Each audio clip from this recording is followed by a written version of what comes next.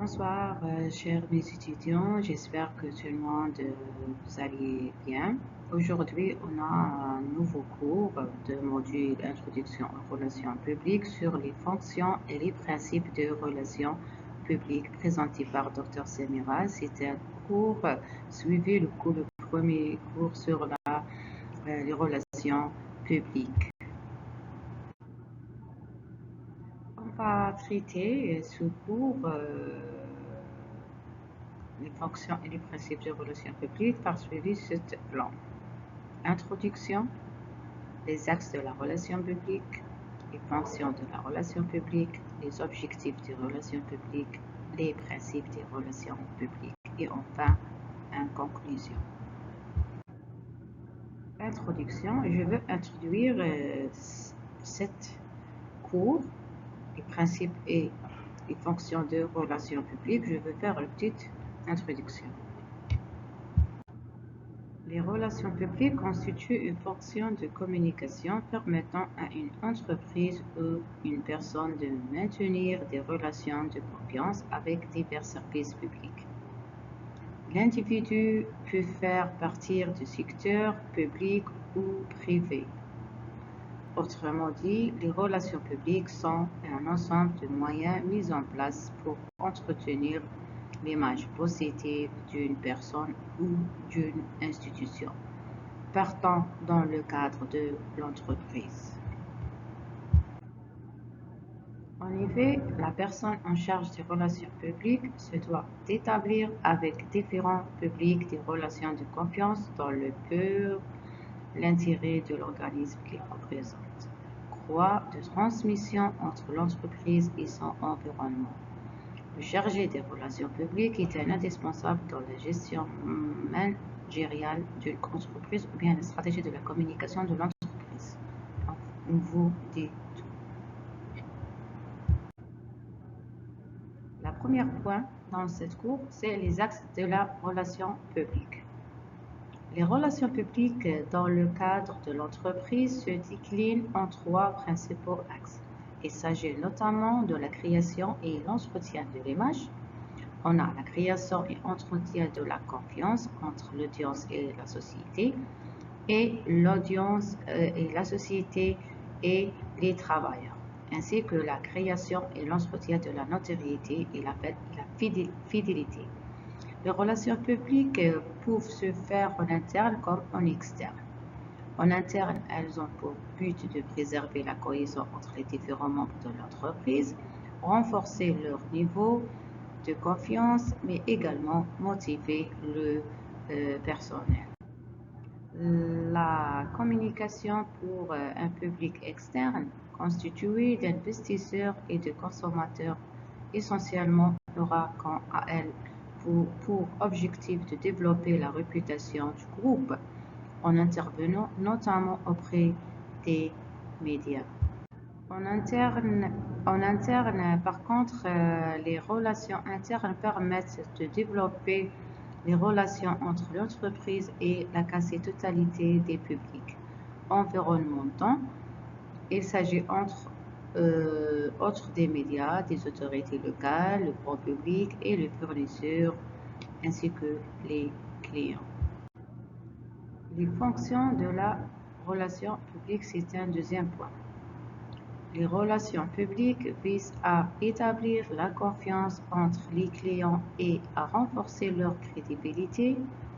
Les activités des responsables des relations publiques contribuent à accroître la notoriété de la marque, à déterminer et à communiquer le message de votre marque au public. De plus, des relations publiques efficaces développent une promotion positive et aident à maintenir la réputation d'une entreprise en temps de crise passante. Maintenant, on revue ces fonctions plus en détail. Je vais expliquer ça en détail dans le prochain slide, ou bien la dispositif. Donc, les fonctions sont préparer et présenter des communiqués de presse, raconter l'histoire d'une entreprise et répondre aux questions des journalistes, mesurer la couverture médiatique de l'entreprise, devenir porte-parole lors de divers événements, créer du contenu, des rapports et des discours, représenter une entreprise devant les parties prenantes, gérer les comptes de médias sociaux de l'entreprise. Créer et maintenir une image publique favorable d'une entreprise, organiser des conférences de presse, rechercher des coopérations avec d'autres entreprises du secteur, présenter des histoires aux médias. Les relations publiques sont différentes de la publicité.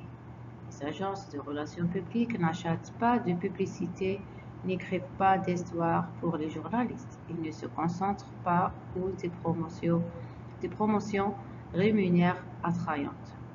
Ils favorisent plutôt la marque en utilisant un contenu éditorial apparaissant dans des magazines, journaux, chaînes d'information, sites web, blogs, réseaux sociaux, etc. et programmes de télévision. L'utilisation de supports ASCII ou gratuits à des fins promotionnelles présente des avantages propres car les informations sur ces supports ne sont pas achetées. Il a été validé par un tierce partie et n'est donc pas considéré avec scepticisme par le public. Les fonctions de responsable de relations publiques et des agences de relations publiques comprennent ce que je suis en train d'expliquer et prochain dispositif. Anticiper, analyser et interpréter l'opinion publique et les attitudes du public à l'égard de la marque et élaborer des stratégies qui utilisent des médias gratuits pour les influenceurs. Stratégie de rédaction pour soutenir chaque campagne et chaque nouvelle marque de contenu éditorial. Rédaction et diffusion de communiqués de presse. Planification et exécution d'événements spéciaux de sensibilisation du public et de relations avec les médias. Rédaction de contenu pour le web, site web interne et externe. Développer une stratégie de relations publiques de crise. Traiter avec le gouvernement et les agences législatives venant de l'organisation. Comment créer un plan de relations publiques moderne? Les relations publiques peuvent vous aider à générer de la notoriété, à vous faire connaître de nouveaux membres de votre auditoire, à obtenir une couverture médiatique positive et à renforcer la confiance et la crédibilité. Mais il ne fait aucune de ces choses par accident. Atteindre vos objectifs nécessite un plan solide qui collabore avec vos autres efforts pour atteindre son plein potentiel. Voici 4 éléments à garder à l'esprit pour commencer à élaborer un plan de relations publiques qui vous convient. Identifier vos publics et leur placement en ligne. La première étape pour atteindre tout public est de savoir qui est ce public, alors déterminez que vous voulez atteindre avec vos messages et où ces publics vont en ligne pour utiliser du contenu. Quels sont les différents publics que veut essayer d'atteindre? Quelle publication, quels médias, blog ou plateforme sociale cherche-t-il à découvrir du contenu? À quel influenceur, journaliste, leader d'opinion et collaborateurs de publication font-ils confiance? Une fois que vous savez où sont les membres de votre auditoire et en qui ils ont déjà confiance pour obtenir des informations précieuses, vous pouvez commencer à trouver des moyens de gagner des médias qui les atteignent là où ils se trouvent. La première, c'est développer un contenu attrayant pour ce public. Le contenu que vous créez pour ces objectifs de relations publiques peut aller d'un article assez bien développé à un aperçu potentiel d'un article à une simple idée du sujet ou à un angle d'histoire. Quelle que soit la forme que prend le contenu, à ce stade, votre objectif doit être de créer de la valeur pour votre public et par conséquent pour le contact avec les médias que vous contactez pour avoir une idée de la manière dont votre contenu équilibre les besoins de chacun. Demandez-vous. Cela correspond-il aux objectifs de ma marque? Est-ce que cela offre une valeur unique au lecteur à mon contact avec les médias? Est-ce que cela a un sens avec la voix de mon contact et les autres sujets qu'il aborde? Le contenu que veut développer doit répondre à chacune de ces questions avec un oui clair. Si ce n'est pas le cas, retravailler certaines parties jusqu'à ce que ce soit vraiment utile pour toutes les personnes concernées. Partagez vos presses. Si tout se passe bien, si votre présentation réussit, si votre contact aime votre histoire et si l'histoire est publiée, alors vous méritez votre couverture médiatique. Toutes nos félicitations. Mais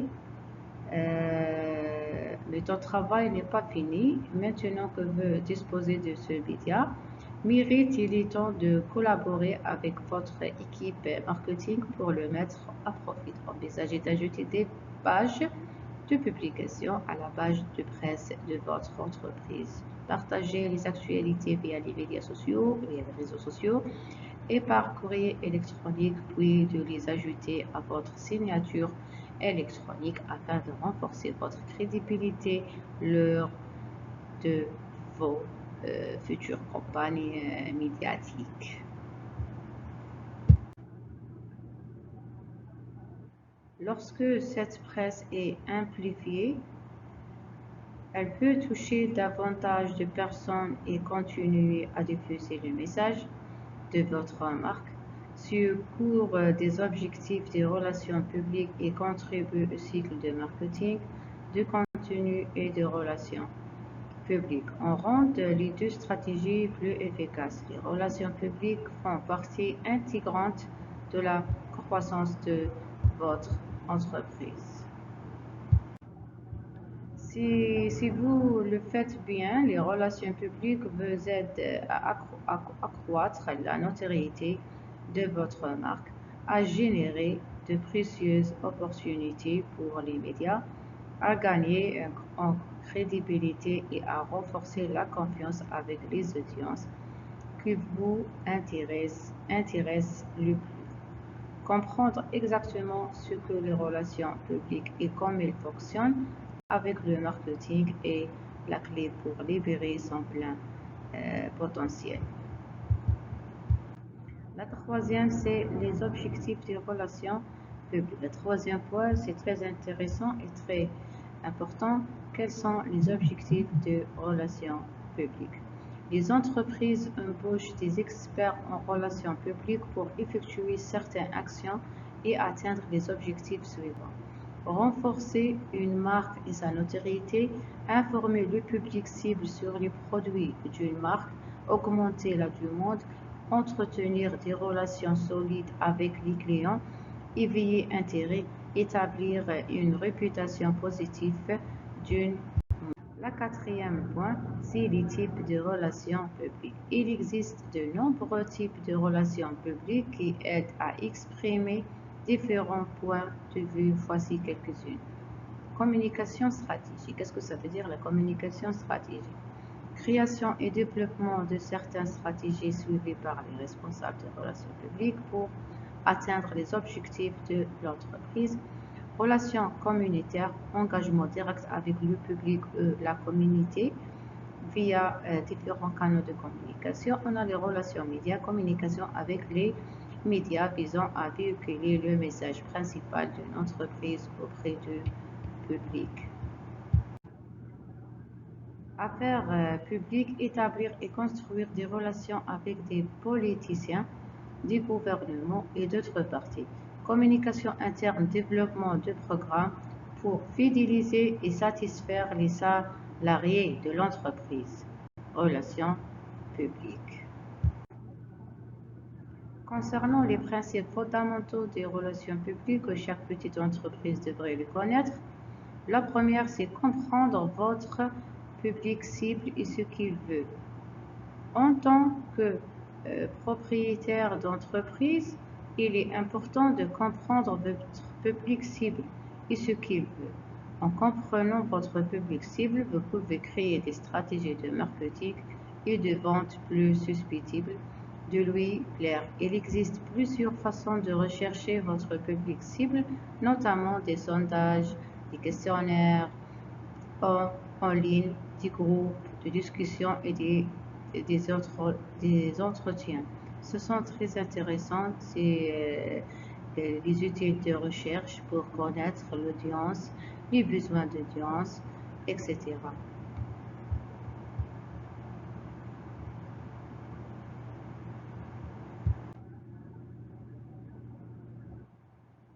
Une fois que vous avez une bonne compréhension de votre public cible, vous pouvez commencer à créer du contenu qui l'intéresse. Cela peut inclure des articles de blog, des articles, des infographies et même des vidéos. Il est important de se rappeler que tout le contenu ne plaira pas à tout le monde, alors n'ayez pas peur d'expérimenter. Lors de la création de contenu, il est également important de réfléchir à la meilleure façon d'atteindre votre public cible. Par exemple, si vous ciblez du jeune adulte, les médias sociaux seront probablement une bonne option parce que l'utilisateur des réseaux sociaux et des médias, ce sera des adultes. Si vous ciblez des professionnels, LinkedIn pourrait être une meilleure option. Une fois que vous avez une bonne compréhension de votre public cible et de contenu avec lequel il est susceptible de s'engager, vous pouvez commencer à créer des stratégies de marketing,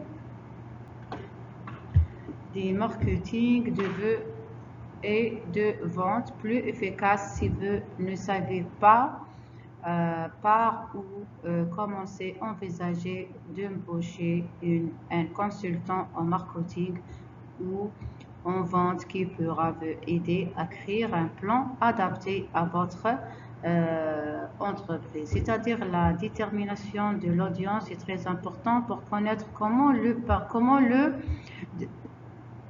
persuader ou bien comment pour le donner le message et choisir la bonne moyen de communication ou bien l'outil de communication.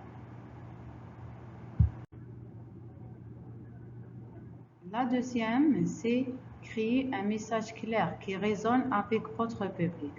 En tant que propriétaire d'entreprise, vous savez que la création d'un message clair est essentielle pour trouver un écho auprès de votre public cible. Après tout, si vos clients potentiels ne comprennent pas ce que vous essayez de dire, il est peu probable qu'ils deviennent de véritables clients payants. C'est pourquoi il est important de passer du temps à rédiger un message à la fois clair et concis. Voici quelques conseils pour vous aider à démarrer.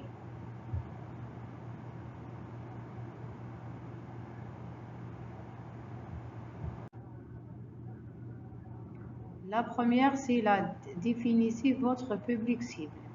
Avant de pouvoir créer un message qui résonne, vous devez savoir qui veut essayer d'atteindre. Prenez le temps de définir votre marché cible en tenant compte de facteurs tels que l'âge, le placement et les intérêts d'audience. Troisième, restez simple. Lorsqu'il s'agit de créer un message, moins c'est définitivement plus. Évitez d'utiliser le jargon de l'industrie ou un langage compliqué que votre public pourrait ne pas comprendre. Au lieu de cela, concentrez vous sur la création d'un message court et doux qui va droit au but. Rendez-le mémorable. Vous voulez que votre message reste dans l'esprit de votre public longtemps après qu'il l'ait entendu. Pour ce faire, essayez d'utiliser des rimes, des allitérations ou même de l'humeur pour rendre votre message pour la mémorable. Testez-le. Une fois que vous avez rédigé votre message, il est important de le tester sur un petit groupe de personnes avant de le diffuser au plus grand nombre. Voyez s'ils comprennent ce que vous essayez de dire et s'ils trouvent le message convaincant. Si ce n'est pas le cas, faites quelques ajustements jusqu'à ce que tout soit parfait.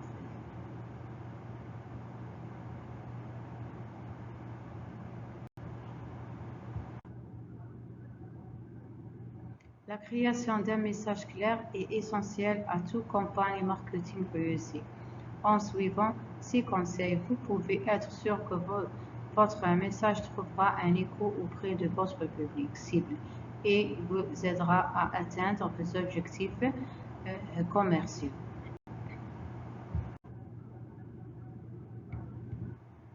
Créez un plan média qui s'aligne sur votre message. En tant que le propriétaire d'entreprise, vous savez que l'élaboration d'un plan média est essentielle pour aligner votre message et promouvoir votre marque. Mais que contient exactement un plan média et comment s'assurer qu'il est efficace? Voici un aperçu de ce que vous devez savoir sur l'élaboration d'un plan média qui vous aidera à atteindre vos objectifs commerciaux. Définissez votre public. Avant de pouvoir développer un plan média efficace, vous devez savoir qui veut essayer d'atteindre. Prenez le temps de définir votre public cible, y compris ses données démographiques, ses intérêts et ses besoins. Cela vous aidera à déterminer les meilleurs moyens de les atteindre. Deuxièmement, fixez vos objectifs. Qu'espérez-vous réaliser avec votre plan média?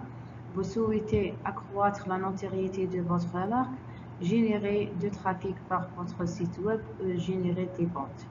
Assurez-vous de fixer des objectifs mesurables afin de pouvoir suivre vos progrès et ajuster votre plan. Les deux étapes ce sont très importantes pour faciliter la composition des messages clairs. La troisième, recherchez vos options. Une fois que vous savez que vous ciblez et ce que vous espérez accomplir, il est temps de commencer à rechercher vos options. Quels médias atteindront votre public cible? Quel type de contenu résonnera avec eux? Combien pouvez-vous vous permettra de dépenser? La quatrième, créez votre contenu. Il est maintenant temps de commencer à créer le contenu qui constituera votre plan média. Cela peut inclure toutes des articles de blog et des articles infographiés et vidéos. Quoi que vous créez, assurez-vous qu'il est de haute qualité et aligné avec votre message.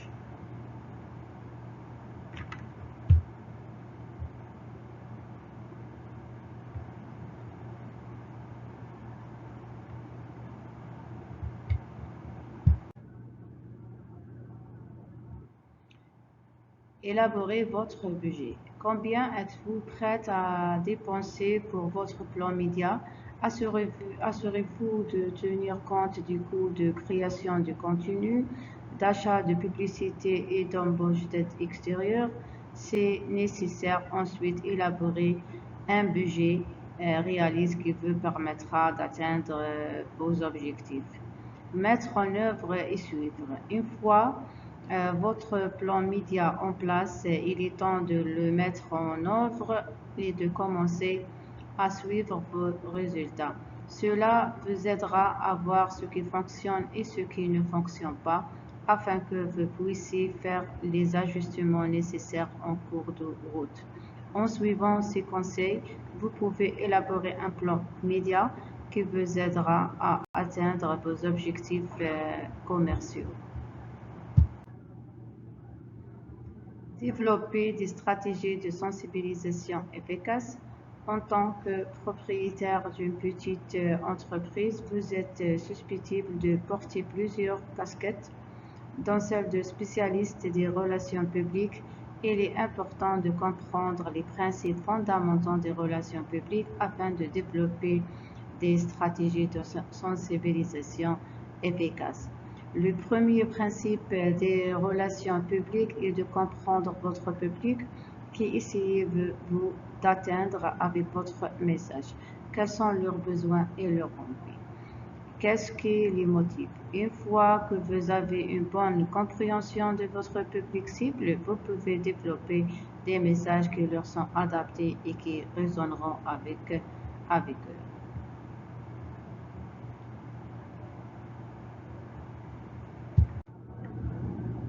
Le deuxième principe des relations publiques est de connaître vos objectifs. Quels voulez-vous réaliser avec vos efforts de relations publiques? Souhaitez-vous accroître la notoriété de votre marque, générer des prospects et établir des relations? Une fois que vous connaissez vos objectifs, vous pouvez développer des stratégies et des tactiques qui vous aideront à les atteindre. Le troisième principe des relations publiques est d'être digne d'intérêt. Votre histoire doit être intéressante et pertinente pour votre public afin de capter son attention. Assurez-vous d'offrir quelque chose de nouveau et de frais qui piquera leur intérêt. Le quatrième principe des relations publiques est de raconter efficacement votre histoire. Cela signifie utiliser les bons canaux pour atteindre votre public et rédiger votre message de manière claire et concise. Utilisez des visuels et une narration forte pour faire passer votre message. Le cinquième et dernier principe de public relations, bien les relations publiques, est de mesurer vos résultats. Gardez une trace des mesures qui sont importantes pour vous afin d'évaluer le succès de vos efforts de relations publiques. Cela vous aidera à ajuster vos stratégies aux besoins et à vous assurer que vous êtes sur la bonne voie pour atteindre vos objectifs. Donc, très important, la détermination des objectifs d'audience, des caractères d'audience, etc. pour construire un message très efficace. En suivant ces 5 principes de relations publiques, vous pouvez développer une stratégie de sensibilisation efficace pour votre petite entreprise. Gardez ces principes à l'esprit lorsque vous élaborez vos messages et interagissez avec votre public cible.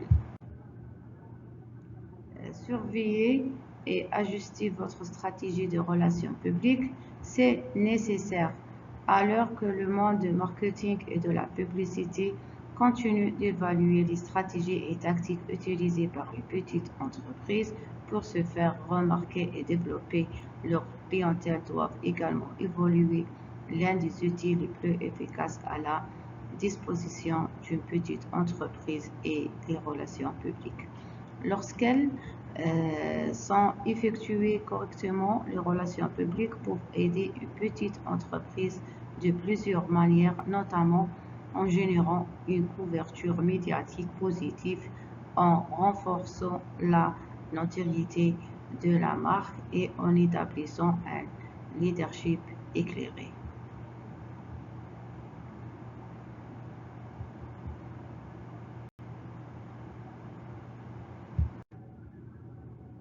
Cependant, comme pour toute stratégie marketing, certains principes doivent être suivis pour que les relations publiques réussissent. Voici 4 principes fondamentaux des relations publiques que chaque petite entreprise devrait connaître. Premièrement, fixez-vous des buts et des objectifs réalistes. Avant de se lancer dans une campagne de relations publiques, il est important de se fixer d'abord des buts et des objectifs réalistes. Qu'est-ce que votre petite entreprise espère réaliser grâce aux relations publiques? Vous souhaitez augmenter la notoriété de votre marque, générer plus de trafic vers votre site. Une fois que vous avez une compréhension claire de vos objectifs, vous pouvez développer une stratégie de relations publiques conçue pour les atteindre. Essayez d'en faire trop avec vos campagnes de relations publiques ne mènera qu'à la frustration et à la déception. Connaissez votre public. Un autre principe important des relations publiques est de connaître vos publics. Qui essayez-vous d'atteindre avec votre message? Quel type de médias consommez-vous? Quels sont leurs intérêts et leurs points faibles?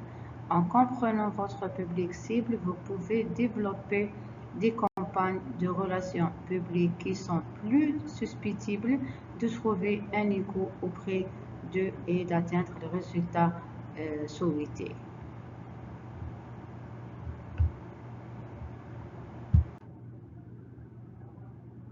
Soyez délit d'intérêt. Si vous voulez que votre petite entreprise soit couverte par les médias, vous devez avoir quelque chose d'intéressant à partager. Qu'il s'agisse du lancement d'un nouveau produit, d'un événement caritatif que vous parrainez ou d'une étape passionnante que vous avez franchie, assurez-vous d'avoir une histoire digne d'intérêt à raconter. Surveillez et ajustez votre stratégie de relations publiques au besoin.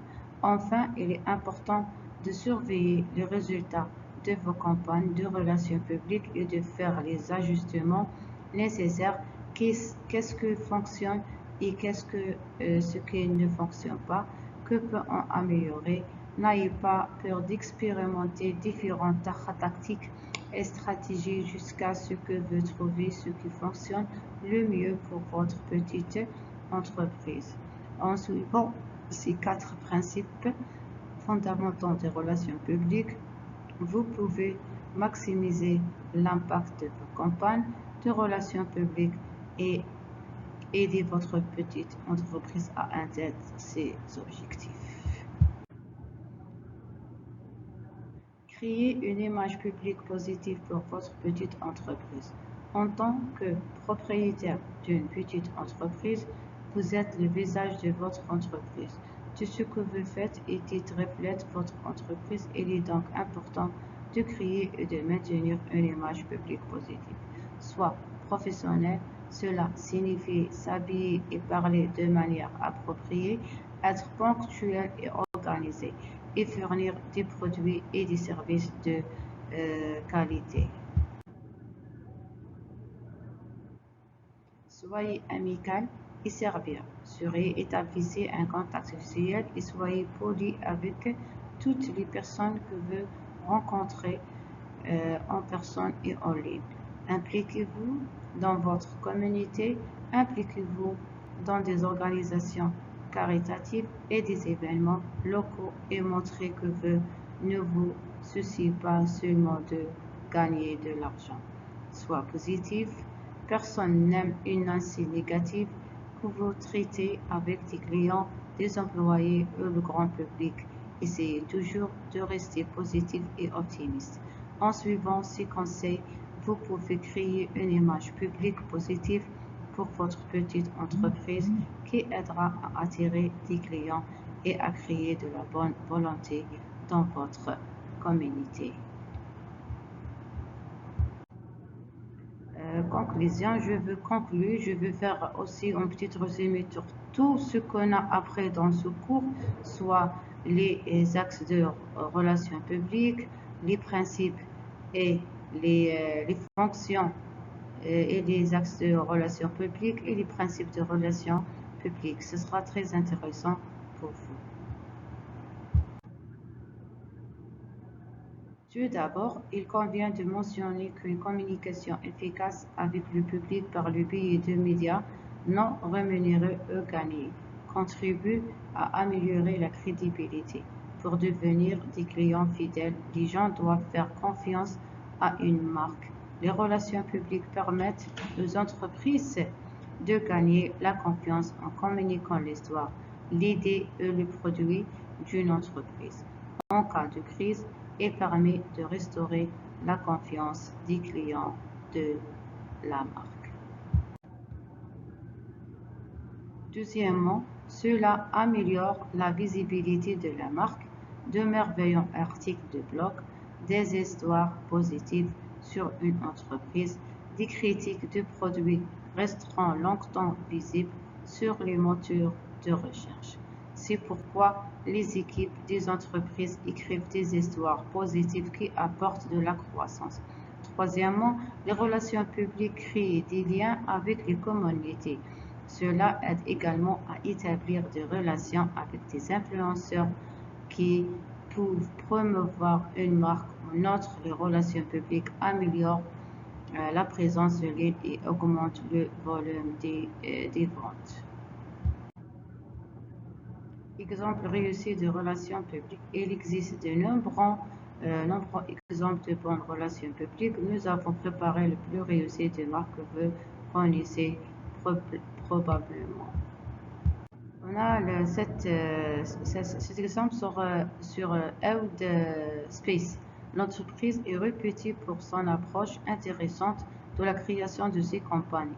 Bien que les gens se souviennent probablement encore d'une publicité avec un homme sportif. Outspace a préparé une nouvelle publicité en 2018 pour susciter l'intérêt pour son nouveau produit. La marque a fourni aux lecteurs des blazers en papier rouge qui avaient une odeur du produit Outspace Captain. Comme vous voyez dans cette image, c'est le Captain, c'est un produit. Donc, on a des images, on a des écritures, etc. Tout ça pour donner une très bonne image, très bonne réalisation de ce produit, de l'entreprise, dans un voilà, et très clair. Donc, on peut dire que la relation publique et les principes des relations publiques, c'est très important pour rédiger un très bon message et connaître l'audience cible. Donc, il y a quelques méthodes utiles, très utiles de recherche couramment utilisées dans les relations publiques pour connaître l'audience, soit dans la communication interne ou bien la communication externe. Le premier, c'est le sondage.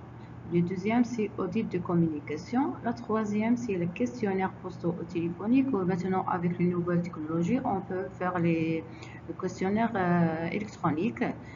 Vous pouvez l'envoyer de tous les gens concernant. Entrevue personnelle, c'est-à-dire par exemple, des fois dans la communication interne, le directeur peut parler avec les travailleurs dans le bureau, comme on dit, face-to-face. Observation des participants, c'est-à-dire il y a quelque chose qu'on peut utiliser l'observation, c'est-à-dire on peut essayer de vivre avec le travailleur, on voit comment travailler, s'il y a des choses difficiles pour lui, on va les écrire et après on va les analyser et trouver les solutions pour éviter les problèmes. Ça. On a l'analyse du contenu, oui, c'est l'analyse du contenu, c'est-à-dire on peut dire l'analyse du contenu des clients, par exemple des magasins de l'entreprise, etc., pour éviter les fautes qui sont déjà faites avant et on peut on peut les éviter dans les prochains releases, par exemple, les prochains magazines, etc., pour faire un très bon contact avec l'audience, etc.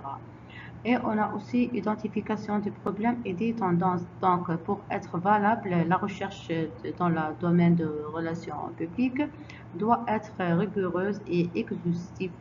C'est un des composants de l'environnement organisationnel et mal identifier ou évaluer le programme de relations publiques risque et de rater ses objectifs. Donc, après faire tout ça, on a l'analyse. L'analyse est très important, c'est une étape très importante dans le domaine de la relation publique. Donc, la recherche permet de recueillir les éléments factuels nécessaires à l'élaboration d'un plan complet et efficace de relations publiques. Une fois la recherche complète, vous devez dégager la signification de ces données et formuler les conclusions qui s'imposent. Si c'est à l'étape de l'analyse que le relationniste utilise toutes les données recueillies pour établir des objectifs de communication qui aideront l'organisation à améliorer certaines activités, gérer des problèmes ou crises ou changer d'orientation. Sans objectif clairement défini et mesurable, vous serez incapable d'aller plus loin. En s'appuyant sur votre propre expérience humaine et sociale, vous pouvez dès lors vous servir de ces données pour échafauder un programme approprié. Si l'analyse des données ne permet pas de comprendre les problèmes ou d'identifier des avenues pour influencer les attitudes d'audience, la recherche est probablement insuffisante. Il faut alors reprendre la recherche de manière à assurer que le programme s'appuie sur une base solide et justifiable. Une fois que les problèmes et les opportunités de changement ont été identifiés, il est possible de planifier des avenues de solutions. Il existe certes diverses techniques de gestion pour en arriver à des solutions réalistes, mais toutes proposent des variations au principe de base suivant.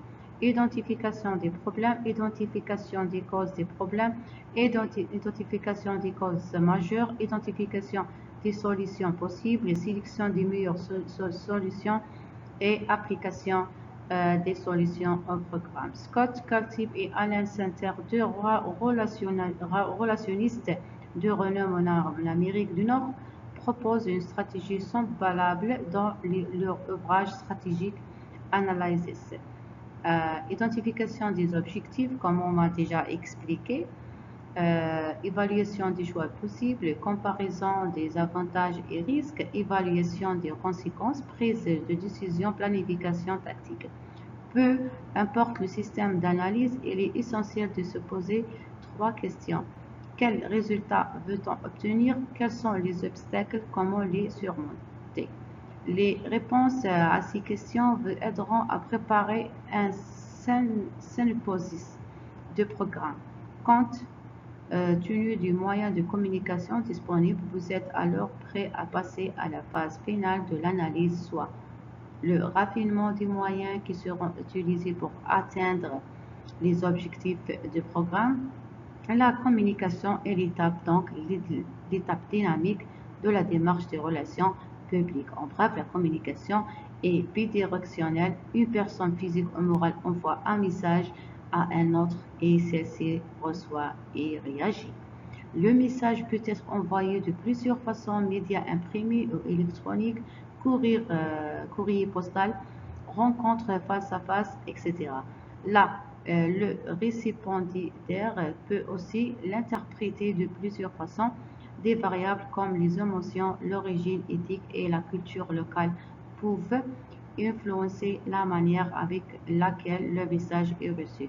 La tâche de relationniste consiste à identifier des groupes cibles et de concevoir un message d'une précision telle qu'il pourra être facilement et clairement compris pendant les phases de recherche et d'analyse. Le relationniste aurait identifié les facteurs susceptibles d'entraver l'efficacité de la communication. Des facteurs comme les attitudes, les perceptions, les idées préconçues, les prédispositions, l'allégeance des groupes, les niveaux d'éducation de langage, les antécédents ethniques, la foi religieuse et le niveau de revenus peuvent avoir un impact sur l'efficacité du message transmis.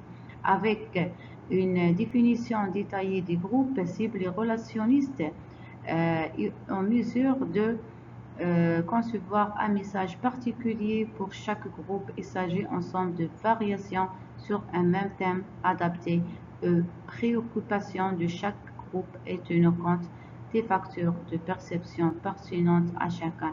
La recherche et l'analyse auront aussi permis d'identifier les obstacles à la communication. L'identification de ces, euh, de ces interférences inhérentes aux divers médias de communication aidera à choisir les bons moyens. Dans la planification d'une démarche de relations publiques, vous devez être conscient des réalités suivantes. Les groupes ou auditoires cibles de composants de personnes qui habitent, travaillent, prient et s'amusent dans un cadre d'institutions sociales à l'intérieur de villes, banlieues et villages. Par conséquent, chaque personne est soumise à des influences diverses et le message de relation n'est qu'un d'entre elles. Les gens ont tendance à lire, regarder ou écouter des messages qui expriment des points de vue avec lesquels ils sont déjà en accord ou qui ont pour eux une grande importance. Les moyens donc de diffusion de masse, c'est créer leur propre public distinct. Les lecteurs de journaux constituent un public distinct des gens qui n'écoutent que les informations à la télé ou à la radio. Les moyens de diffusion de masse influencent la conduite des individus de diverses façons, dont certains ne sont pas mesurables. Concernant l'évaluation, le programme de relations publiques doit réussir si vous souhaitez contribuer à l'atteinte des objectifs organisationnels, bien que les relations publiques visent à l'influencer ou à modifier l'environnement de l'organisation. Il est essentiel d'atteindre des buts et objectifs prédéterminés, non seulement pour satisfaire aux attentes de relationnistes, mais aussi pour le bien de l'organisation. Par conséquent, le programme d'action doit contenir un système de mesures permettant d'évaluer son succès et d'indiquer les secteurs où le programme n'atteint pas son plein potentiel. C'est pourquoi il faut, pendant la phase de réalisation, évaluer continuellement l'impact de ces efforts déployés. Selon Cultible et Center, l'évaluation est un processus continu qui permet aux gestionnaires de faire les rectifications appropriées pour guider en sécurité l'organisation à travers les turbulences de l'opinion publique. Rappelons que la communication est bidirectionnelle. Elle ajoute que diffusion ne signifie pas communication. L'évaluation systémique comprend la sélection des paramètres de l'évaluation, l'énoncé des objectifs de l'évaluation, la collecte des données, l'analyse des données, le rapport sur les résultats, l'application des résultats à la prise de décision. Donc, l'évaluation vise à établir ce qui suit. Les groupes cibles reçoivent le message, les groupes cibles spécifiques répondent au message. Quelle impression durable le message laisse-t-il au groupe cible? L'influence et la persuasion générées par le message sont-elles perçues positivement ou défavorablement? Code d'éthique. Aujourd'hui, tous les membres des grandes associations de relations publiques dans le monde sont tenus de respecter un code d'éthique. Voici celui de la Société des relations du Québec. Par exemple, tout membre doit pratiquer les relations publiques conformément aux plus hauts standards professionnels. Les membres doivent exercer leur profession conformément à l'intérêt public et donc le respect de la dignité des personnes telles que le prévoient les dispositions pertinentes de la Constitution canadienne et de la Charte des droits de liberté. Tout membre doit se conduire avec équité et droiture dans ses relations avec les médias et le grand public. Donc, les membres ne doivent ni conseiller ni poser des actes dans le but d'influencer indûment les médias, les organes du gouvernement ou le processus législatif. On offre par exemple des cadeaux privilégiés ou autres gratifications en échange de faveurs. Tout membre doit s'astreindre au plus haut nombre d'honnêteté, d'exactitude, d'intégrité, de vérité et ne doit pas seulement diffuser des informations qui sont fausses ou trompeuses. Les membres ne doivent pas soutenir de prétentions, exagérer ou faire des comparaisons injustes, ni s'approprier la paternité d'idées et des déclarations d'autrui. Tous les membres doivent éviter une conduite professionnelle ou personnelle qui jette le discrédit sur eux-mêmes, la société ou la pratique des relations publiques. Tout membre doit agir avec équité avec ses employés et ses clients, passés ou présents, ses collègues, relationnistes et les membres d'autres professions.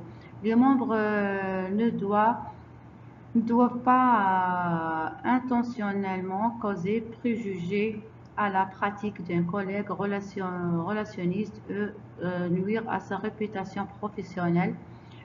Les membres doivent respecter le code de déontologie des membres d'autres professions avec qui ils sont appelés à travailler.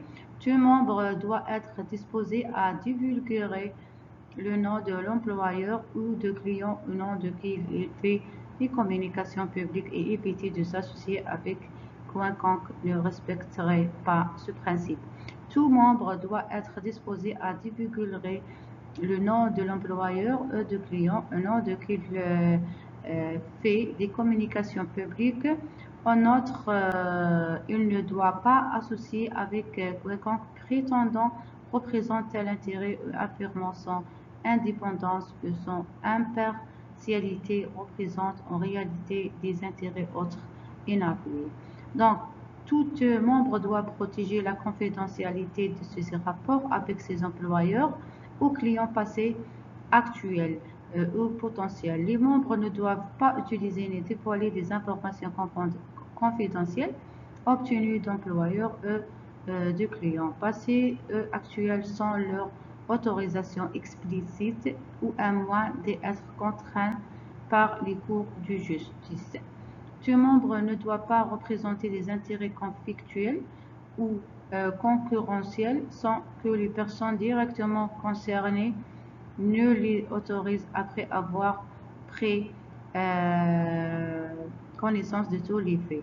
Les membres doivent éviter tout conflit entre leurs intérêts personnels ou professionnels et ceux de leur employeur ou client, à moins d'informer complètement toutes les personnes concernées.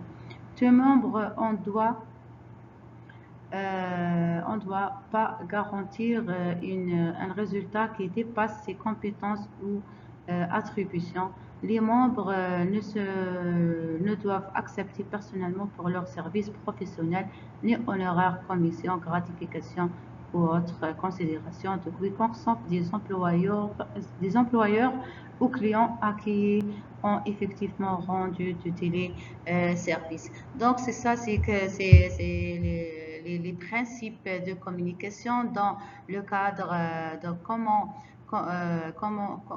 habituer avec l'audience pour donner une bonne image de société. Il faut la politesse, le respect, etc. Donc, ce sera très important. Donc, j'ai expliqué tout qui concerne la relation publique. Merci pour votre attention. J'espère que j'ai expliqué bien. Et merci pour votre attention.